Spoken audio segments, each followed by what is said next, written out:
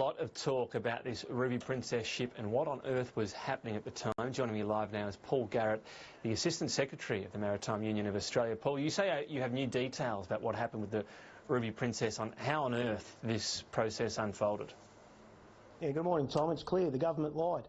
It was the workers had put in some great controls at the Port Authority. We have members on the tugs, the lines, the pilot boats, the wharfies who do baggage handling. They've got a number of controls in place, and part of it is making sure that the ship's clear, and if it's not clear, that there's certain notifications given. The Ruby Princess didn't speak to the Port Authority, they spoke to the Department of Health. The Department of Health didn't speak to the Port Authority. The ship was allowed to dock under the cover of darkness, and now there's multiple cases in the community which simply should have been quarantined. Right, so you're saying what happened when the ship spoke to the Department of Health? They knew there would be people with respiratory illnesses on board this Ruby Princess and didn't declare, and what's your evidence of that? Well, the evidence comes from the Port Authority, and that'll come out in subsequent deliberations and no doubt parliamentary investigations. But what we understand was that they declared to the Department of Health that 4 passengers had respiratory illness, and the Department of Health advised that there was low risk. What we know now is that that wasn't correct, that there was more cases there, and certainly 48 positive cases of COVID as of yesterday says that there was something wrong. This is a company that had the Grand Princess in California and the Diamond Princess in Japan, where the ships were quarantined. But in New South Wales, it's come on in. There's nothing to see here. Let's do it under the cover of darkness. This ship should have been held outside and should have been proper health and safety protocols put in place by New South Wales Health. So you're saying the Department of Health heard there were 4 cases of respiratory illness, decided as a result it was low risk. That, of course, turned out to be a lot more cases of people with COVID-19, but that's the assessment they made at the time. Absolutely, and furthermore didn't disclose that to the Port Authority. So put all the workers, not just the community, but all the workers that attend to cruise ships. But they haven't learnt their lesson, because today at 5 a.m. they were going to bring in the Carnival Spirit, another cruise ship. There's 10 cruise ships that are going to move in and out of Sydney in the next 7 days. The New South Wales Department of Health were going to allow that to happen, as well as the New South Wales Government, with no checks in place. The ship that's coming in today has a crew member. Whilst the passengers are off, the crew members are still on board, and there's a crew member again today on board with respiratory illness. But again, bring the ship in 5 a.m. Now, fortunately, because of the union intervening, they haven't brought the vessel in yet, and they're going to do the checks. But the ministers need to come out today, suspend all cruise ship movements until proper protocols are put in place by the Department of Health and the Port Authority to stop the spread of COVID. So you're saying that ship, it had 1 confirmed respiratory illness, we don't know what that might have been, from a crew member, and despite that the Department of Health was going to say again it was low risk, it was going to dock at 5 a.m. It hasn't, but that was going to happen.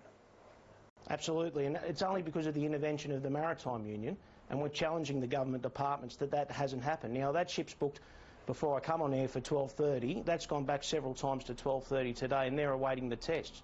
And whilst that crew member's supposedly been in isolation, the 4 passengers on the Ruby Princess were also equally supposedly been in isolation.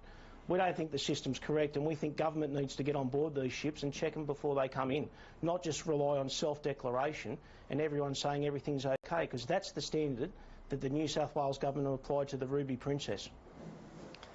And we're assuming that cruise ships will basically grind to a halt, but you're saying any more that would come to Australia now, the default should be that there's a very formal procedure. No one's ever just cleared as low risk. There's no such thing basically as a low-risk cruise ship in the current climate. No, absolutely not. You don't have low-risk COVID-19. It's all serious, as we're seeing. You've got biosecurity, and we called in January for the Port Authority to get biosecurity officers on board all ships before they come in to give a check. They're just relying on self-declaration of ships.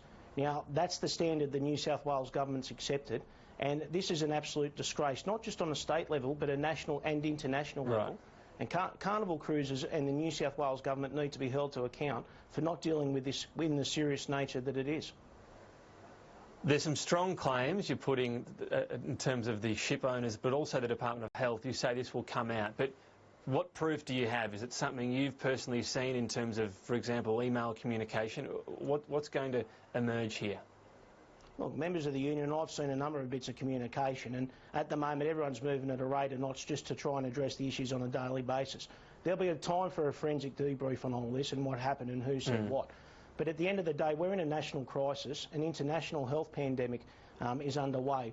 What we need is our government to stand up and start leading on these issues and start addressing it. And the first thing that can happen is that the Ministers for Health and Ports stop any cruise ships coming in until the ships have been checked. Let's stop relying on emails coming in, which will all be subject to freedom of information down the track. Let's now start taking proactive steps to make sure that people are well and healthy, as opposed to dismissing the issue. Yeah, no, I understand the urgency of that call, but when we do come back and look at this, you're saying you've seen email evidence of this communication, that things were low risk despite people with respiratory illness on that previous cruise, and what was going to happen this morning with the other cruise as well? Absolutely seen it, and that'll all come out in due course. But the evidence I've seen is the same that everyone in Australia's seen, is that the Ruby Princess come into Australia, and media outlets like yours now reporting, as of yesterday, 48 cases of COVID, and I understand it may be going up. You don't have to be a genius to work out that that ship should have been left outside, and proper standards put in with regards to health and safety, and ensuring that the unwell passengers don't come back into society, as what the New South Wales government has allowed to happen. Paul Garrett, appreciate your time. Thank you. Thank you.